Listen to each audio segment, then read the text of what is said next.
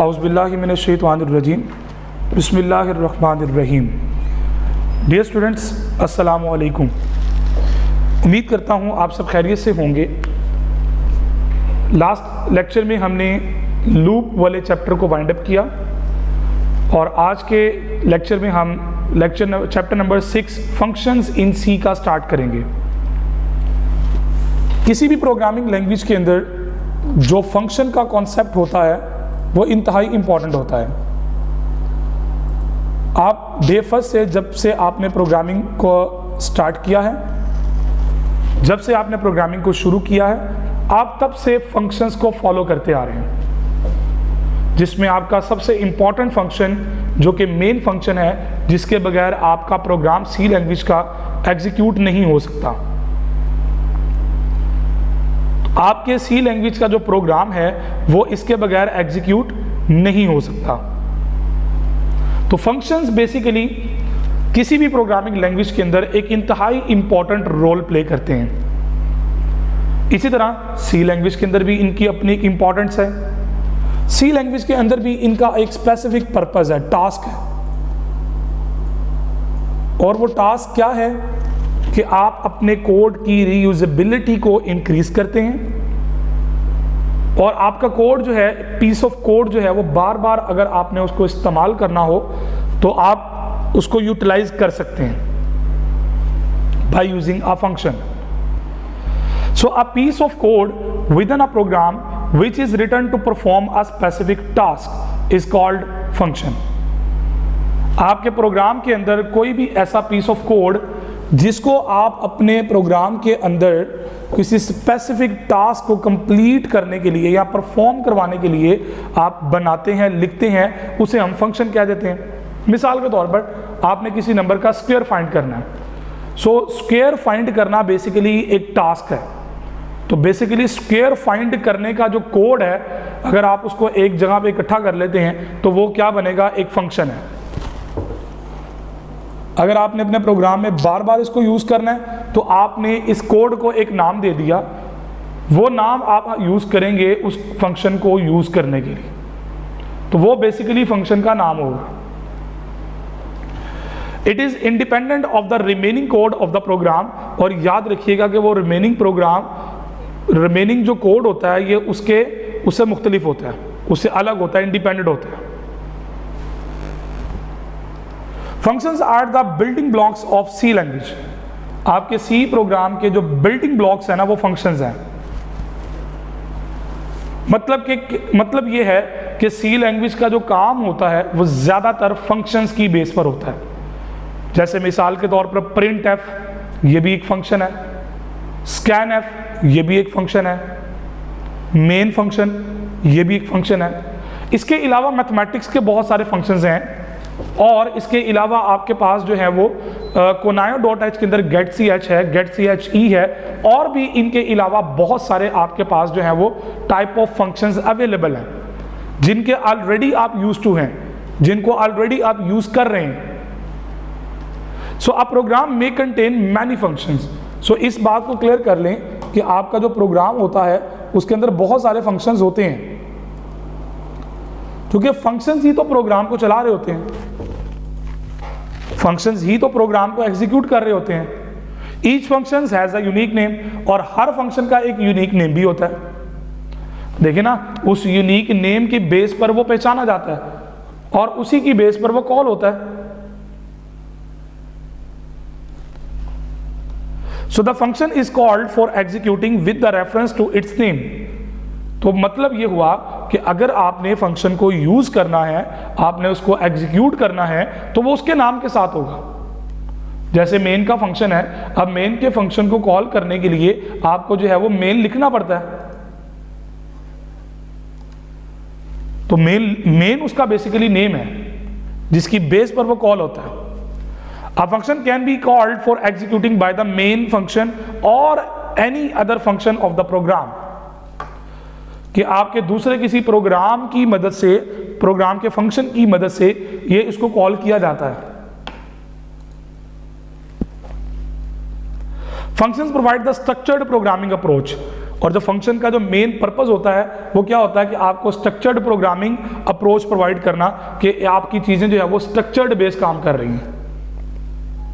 क्योंकि functions building block को show कर रहे होते हैं, तो बिल्डिंग ब्लॉक्स जो होते हैं बेसिकली वो आपके स्ट्रक्चर्ड प्रोग्रामिंग के अप्रोच को फॉलो करते हैं।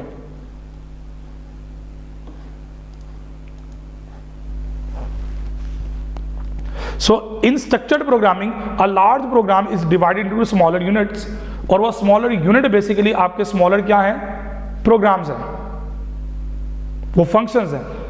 Programs के अंदर basically सब programs हैं, और वो सब programs actually आपके functions हैं, वो methods हैं। These small units are called functions or modules और सब programs। इन्हें मॉड्यूल्स भी कहते हैं, इन्हें सब प्रोग्राम्स भी कहते हैं, और इन्हें फंक्शंस के नाम से भी जाना जाता है। अब फंक्शंस की जो इंपॉर्टेंस है, मैंने आपको पहले भी जिक्र किया कि किसी भी प्रोग्रामिंग लैंग्वेज के अंदर जो फंक्शन की इंपॉर्टेंस है वो बड़ा मायने रखती है कि आप किस तरह से अपने फंक्शन को यूटिलाइज कर रहे हैं।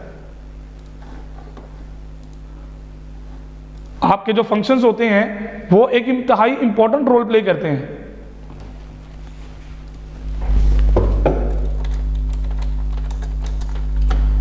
वो क्या इंपॉर्टेंस है उनकी? If a program is written without using function, then there may be repetition of same piece of code at various place.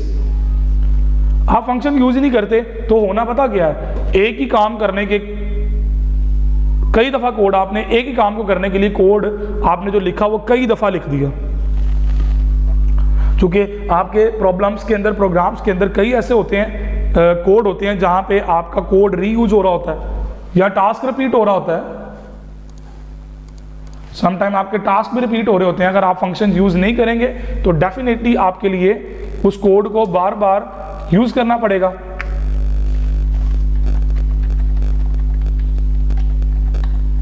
So code को आप रीयूज करना चाहते हैं तो उसके लिए फिर फंक्शन तो बनाने पड़ेंगे। अगर आप फंक्शन नहीं बनाएंगे तो आप अपने कोड को रीयूज नहीं कर पाएंगे।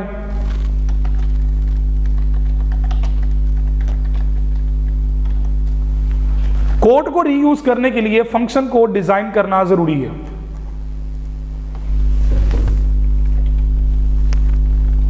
सो फंक्शंस इसलिए भी इंपॉर्टेंट है कि फंक्शन आपको रीयूजेबिलिटी कोड की प्रोवाइड करते हैं। एक ही काम को बार बार लिखने के से जान चलाते हैं तो ये रीयूजेबिलिटी की तरफ ही बात चली जाती है। So the size of the program may become very large.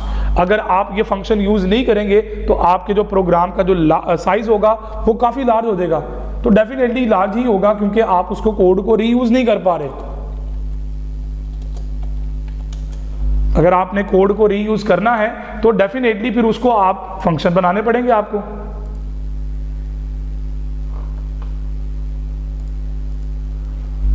So functions बड़ा आपको इंपॉर्टेंस रखते हैं। अगर आप यूज करेंगे तो कोड जो बड़े साइज का होता जा रहा है वो कम हो जाएगा। It becomes very difficult to modify and debug the program. नहीं बनाते फंक्शन तो क्या होगा, पता क्या होगा कि एक काम को करने के, एक काम 3 दफा करना है आपने तो 3 दफा कोड लिखा, हो सकता है कि लिखने में गलती आ सकती है तो कोड के अंदर प्रॉब्लम आ गई। अब कौन से वाले हिस्से में गलती हुई है ये डिबग करना बड़ा मुश्किल हो जाएगा आपके लिए। So using functions a program can be divided into different units. तो वो डिफरेंट यूनिट्स में जब आपका प्रोग्राम डिवाइड हो जाता है तो वो डिफरेंट यूनिट्स को अंडरस्टैंड करना आसान हो जाता है। देखिए अगर आपका एक काम प्रोग्राम के अंदर 4 दफा हो रहा है तो फंक्शन की मदद से आपने एक जगह पे डिफाइन किया, अगर उसके अंदर कोई प्रॉब्लम आती है तो एक ही जगह पे चेक किया जाएगा तो 4 जगहों पे उसका आंसर मैच कर जाएगा। यानी कि 4 दफा मुख्तलिफ लोकेशंस पे सेम काम चेक नहीं करना पड़ेगा आपको। So each unit can be managed easily. हर यूनिट को आप इजीली मैनेज कर सकते हैं। So a piece of code for each unit is written as a function. So finally ultimately जो फंक्शन की जो डेफिनेशन है ना वो ये बनती है कि आपकी कोड की जो रीयूजेबिलिटी है उसको डेवलप करने के लिए आपने वो जो कोड लिखा जो हर एक यूनिट को डिफाइन करेगा, वो एक कोड जो एक यूनिट को डिफाइन कर रहा है उसे फंक्शन कहते हैं। The same piece of code is written only once in the program as a function. अगर आपने उस काम को 10 दफा अपने प्रोग्राम में यूज करना है तो एक बार कोड लिखा 9 बार आप उसको रीयूज करेंगे बाय यूजिंग इट्स नेम, उसके नाम को इस्तेमाल करते हुए आप यूज करेंगे। This function can be called again and again from multiple places in the program to perform a particular task. बल्कि एडवांस लेवल पे जाके तो आप अपने फंक्शंस को एक अलग फाइल में भी रख लेते हैं, आप जिस मर्जी प्रोग्राम के अंदर चाहें उसको यूज कर सकते हैं। तो रीयूजेबिलिटी का बेसिकली मतलब ये जो मैं बार बार वर्ड यूज कर रहा हूं ना, रीयूजेबिलिटी, ये फंक्शन का जो कैटेगोरिकल जो मीनिंग है ना फंक्शन का, वो यही है, reusability. So this function can be called again and again from multiple places in the program to perform a particular task. The size of program is reduced. उससे क्या होना है, कोड दायरा कम हो गया, रिड्यूस हुआ साइज। प्रोग्राम का जब साइज रिड्यूस होना है तो लॉजिक ऑटोमेटिकली कॉम्प्लेक्सिटी से नॉर्मलाइज की तरफ आएगी। The program can easily be modified and debugged. और अगर आपने फंक्शंस का इस्तेमाल प्रॉपरली किया होगा तो प्रोग्राम को मॉडिफाई और डिबग करना इंतहाई आसान हो जाता है। तो ये एक इंपॉर्टेंस है फंक्शंस की, जिसकी मदद से आपको कोड को यूज करना बड़ा आसान हो जाता है, कोड कम हो जाता है और आपको डिबगिंग करना आसान हो जाती है, मॉडिफाइंग करना आसान हो जाता है। So there are a lot of task that you can perform by using functions. आप फंक्शन का इस्तेमाल करते हुए आप उनको कर सकते हैं। तो फंक्शंस का इस्तेमाल करते हुए आपके कोड के अंदर आपके नजदीक बड़ी आसानी हो जाती है। तो सबसे ज्यादा फायदा जो फंक्शंस का होता है ना, यकीन करें वो प्रोग्रामर को होता है। कोड रिड्यूस हो जाता है, बार बार सेम कोड टाइप नहीं करना पड़ता, कॉपी पेस्ट नहीं करना पड़ता, एक जगह पे डिफाइन कर दिया, उसका नाम रख दिया, उस नाम को आप यूज करें जहां जहां आपने यूज करना है। सो इसके बेनिफिट्स और एडवांटेजेस की बात कर लेते हैं। पहले नंबर पे बेनिफिट है जी, easy to write a program. अच्छा, ये बात तो यहां पे लिख दी है कि easy to write a programme.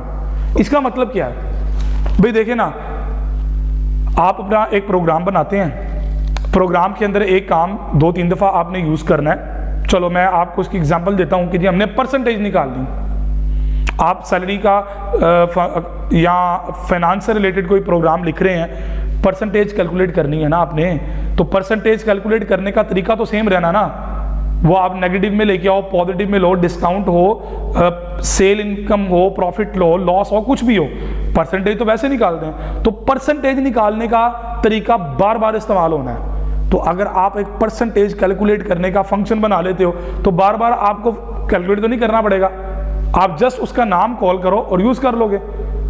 अब problem becomes easier if it is broken down into smaller task. याद रखें हमेशा, वो लकड़हारे वाली मिसाल आपने बचपन में सुनी होगी, वो इसीलिए है कि अगर आप एक बड़ी प्रॉब्लम को छोटे हिस्सों में तकसीम कर लेते हैं ना, तो आपकी प्रॉब्लम, आधी प्रॉब्लम तो वैसे ही आसान हो जाती है। Similarly, writing a large program becomes easier if it is divided into the smaller parts. तो लार्ज प्रोग्राम को भी अगर आप छोटे टुकड़ों में तकसीम कर लेते हैं फंक्शंस की बेस पर, तो आपका बड़ा प्रोग्राम भी छोटे प्रोग्राम में शिफ्ट हो जाता है। So each part is called function. उसमें हर एक जो हिस्सा होगा वो एक फंक्शन को रिप्रेजेंट कर रहा होगा। सो सबसे पहला जो बड़ा एडवांटेज है फंक्शन को इस्तेमाल करने का, वो क्या है? कोड लिखना हमारे लिए आसान हो जाता है, प्रोग्राम बनाना हमारे लिए बड़े ही इंतहाई आसान हो जाता है। So the next one that is easy to understand and modify the program. ये बात मैं पहले भी जिक्र कर चुका हूं। When large program is divided into the sub problems, the complexity of the program is automatically reduced. भाई देखिए ना, एक बड़ी चीज को आपने छोटे हिस्सों में तकसीम कर दिया तो ऑटोमेटिकली कॉम्प्लेक्सिटी रिड्यूस होगी उसकी। So it makes easier to understand the logic of the programme.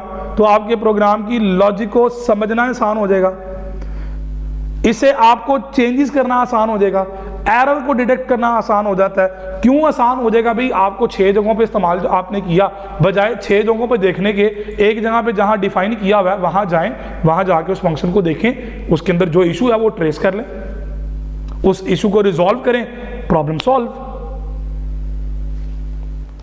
So third number पे जो टास्क इसका बेनिफिट है वो एलिमिनेट द डुप्लीकेट कोड। जो सबसे बड़ा प्रॉब्लम है, डुप्लीकेशन दुनिया का इतना बड़ा मसला है ना कि आपकी सोच होगी। डुप्लीकेशन से बचने के लिए लोग पता नहीं क्या कुछ कर देते हैं। तो आपको फंक्शंस ये बेनिफिट दे रहा है, कोड की डुप्लीकेशन नहीं होती। The same piece of code is written only once in the program as a function. The function is called for executing with the reference to its name only. The same piece of code does not have to be written at multiple places in the program to perform the same task. So this reduce the size of the program. That's why we say that it's a benefit of functions.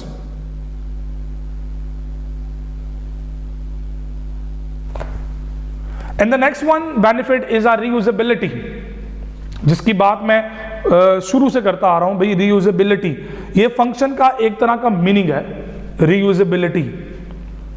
So reusability बहुत बड़ी achievement है। The function written for one program can be reused into another new program. Thus the programmer can develop a program quickly in a very short time. Suppose a function is written to draw a line graph. This function can be used in any program that need to draw a line graph. आपने जनाब, मैं कहता हूं कि जी percentage निकालने का function लिखा ना, दुनिया में कोई भी ऐसा टास्क हो जिसके अंदर आपने फंक्शन इस्तेमाल करना हो परसेंटेज निकालने का, आप बड़े आराम से कर सकते हैं। ये तो मैं एक वो एग्जांपल दे रहा हूं ना कि जो शायद इतनी इंपॉर्टेंस नहीं रखती है, लेकिन अगर आप थोड़ा सा ओवरव्यू करें तो बड़ी बड़ी प्रॉब्लम्स आपकी इससे कवर हो जाती हैं। ले जनाब, जिस तरह हर चीज की टाइप्स होती हैं तो फंक्शन की भी टाइप्स हैं। दो तरह की टाइप्स हैं जी इसकी, एक होते हैं बिल्ट इन फंक्शंस और दूसरे होते हैं यूजर डिफाइंड फंक्शन। मैंने जिक्र किया इस बात का कि आप डे फर्स्ट से जब से प्रोग्रामिंग करते आ रहे हैं तब से आप मेन फंक्शन और इस तरह के काफी सारे फंक्शंस का इस्तेमाल करते आ रहे हैं, तो लिहाजा फंक्शन का कॉन्सेप्ट आपके लिए नया नहीं है। अब यहां पे बेसिकली इस कॉन्सेप्ट को पढ़ने का मतलब पता क्या है, यूजर डिफाइंड फंक्शन। तो आप जो फंक्शन जिनको पहले से जानते हैं वो सारे के सारे पता कौन से हैं, वो है built in functions. Built in पहले से लैंग्वेज के अंदर मौजूद हैं, वो आपने नहीं बनाए, आपने जस्ट यूज किए हैं। तो पहले 5 चैप्टरों में आपने उनको यूज करना सीखा है। अब इस चैप्टर से ऑनवर्ड आप अपने फंक्शन बनाना सीखेंगे अपनी जरूरत के मुताबिक। वो बड़ी मशहूर कहावत है ना, जरूरत इजाद की माँ है। तो जरूरियात जिंदगी के मुताबिक अपनी प्रॉब्लम सिनेरियोस के लिए आप फिर इजादात करते हैं, फिर डेवलपमेंट करते हैं कोड की अपनी रिक्वायरमेंट के मुताबिक। एक ऐसा फंक्शन जो बार बार आपके यूज में आएगा, आप उसका कोड लिखते हैं और उसको एक फंक्शन बना के अपनी लाइब्रेरी बना के रख लेते हैं। हत्ता के लोग तो अपनी लाइब्रेरीज तक बना के रखते हैं। सो बिल्ट इन फंक्शन कौन से होते हैं जी? The predefined functions that are part of programming language are called built in function. जो लैंग्वेज का पार्ट होते हैं, जो पहले से डिफाइंड होते हैं, लैंग्वेज के अंदर पहले से मौजूद होते हैं, आप नहीं बनाते, you just use that functions, you don't write code, आप जस्ट उनको इस्तेमाल करते हैं। मैंने बताया जी प्रिंट एफ का फंक्शन स्क्रीन पे डिस्प्ले करने के लिए इस्तेमाल होता है आउटपुट को। आपने प्रिंट एफ को यूज करना सीखा, बनाना सीखा नहीं है। स्कैन एफ का फंक्शन यूज किया, get C H E, clear screen, print F, main function, और भी इसके अलावा काफी सारे फंक्शंस आपकी नजरों से गुजरे। ये वो फंक्शंस थे जो लैंग्वेज का पार्ट थे, लैंग्वेज के अंदर पहले से डिफाइंड थे। आपने क्या किया, आपने जनाबे वाला जस्ट उनको इस्तेमाल करना सीखा, उनको इस्तेमाल करने के ऊपर क्वालिटी डेवलप की है। So the built in functions are also called library functions. और याद रखें, इन्हें हम लाइब्रेरी फंक्शंस भी कहते हैं और मोस्टली लाइब्रेरी ही कहते हैं। ये लाइब्रेरी फंक्शन होते हैं। लाइब्रेरी क्यों कहते हैं? क्योंकि ये लैंग्वेज की अपनी एक लाइब्रेरी होती है, उसके अंदर फंक्शन पड़े होते हैं, आप जस्ट उस लाइब्रेरी को यूज करते हैं। जब आप लैंग्वेज या एडिटर या कंपाइलर इंस्टॉल करते हैं तो ये लाइब्रेरी भी साथ आपको इंस्टॉल करके दे देता है। उस लाइब्रेरी के अंदर ये चीज बड़ी होती है, आप वहां से जस्ट उसको यूज कर लेते हैं। These function can be used for different purpose। आप इन फंक्शंस को मुख्तलिफ कामों के लिए इस्तेमाल कर सकते हैं। अब इसी तरह math.h की पूरी की हेडर फाइल है, मैथमेटिक्स के कंप्लीटली फंक्शन अवेलेबल है, मैथमेटिक्स के कंप्लीट फंक्शंस अवेलेबल है, पूरी मैथ की लाइब्रेरी मौजूद है। आप जरा अपने तौर पे एक सेल्फ टास्क के तौर पे गूगल पे सर्च करें, what are the functions available in math.h header file in C. आपको बता देगा कौन कौन सा फंक्शन मौजूद है, कुछ सैकड़ों की तादाद में होंगे। These functions make the programmer's job easier to design the programme.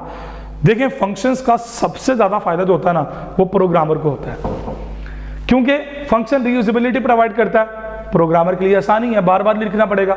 Functions आपको डुप्लीकेशन से जान छुड़ाता है, प्रोग्रामर के लिए डुप्लीकेशन इंतहाई एक बिग प्रॉब्लम है, बिग इशू है।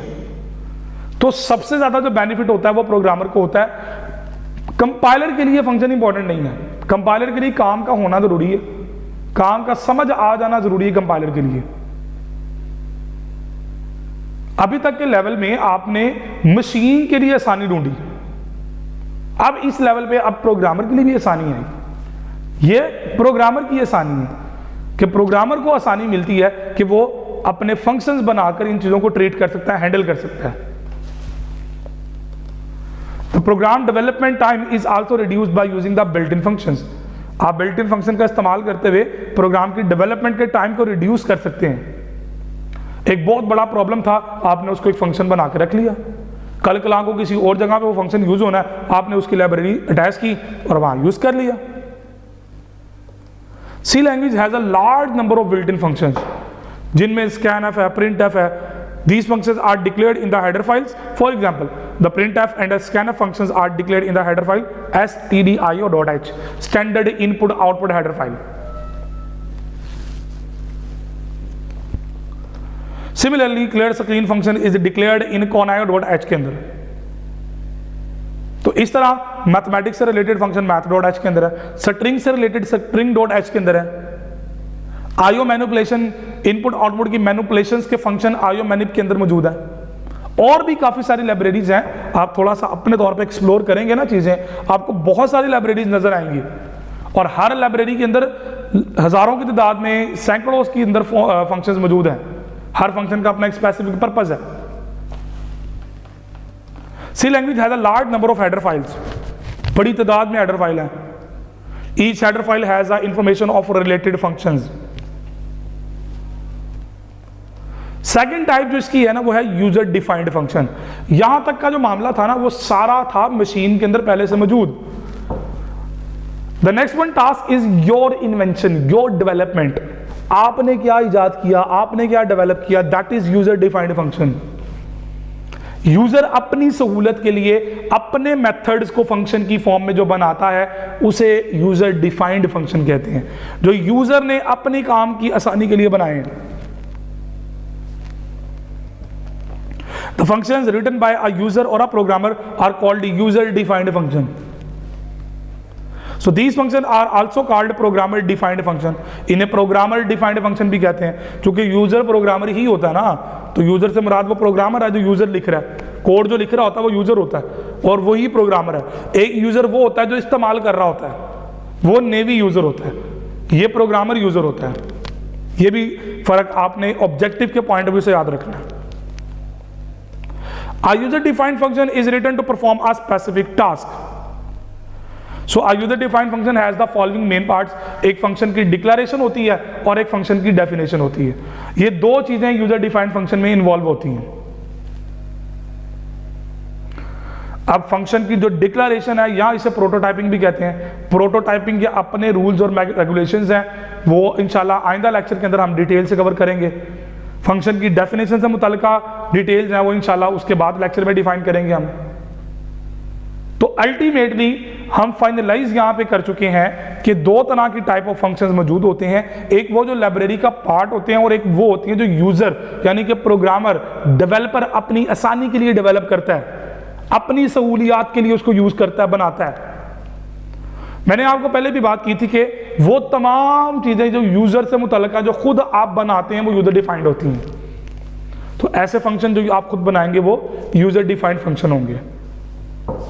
सो आज के लेक्चर में जो चीजें हमने कवर की, फंक्शन की डेफिनेशन, फंक्शन की इंपॉर्टेंस, एडवांटेजेस को देखा, टाइप्स को देखा, बिल्ट इन फंक्शन की डेफिनेशन को देखा, और यूजर डिफाइंड फंक्शंस की डेफिनेशन को देखा। उम्मीद करता हूं ये सारी चीजें आपने अच्छे तरीके से कवर की होंगी। कहीं पे कोई कमी कोताही रह गई हो तो don't forget to try. Question करना मत भूलिएगा।